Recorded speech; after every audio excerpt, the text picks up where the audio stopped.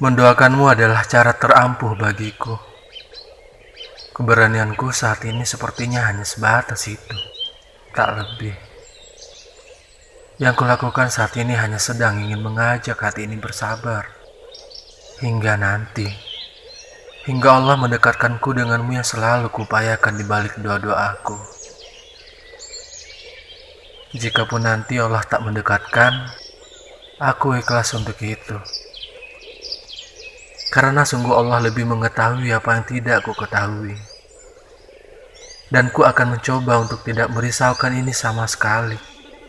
Selama hati ini masih kusempurnakan untuknya, maka jawaban terbaik akan selalu bersandar di hatiku. Wallahu ya'lamu wa antum la ta'lamun.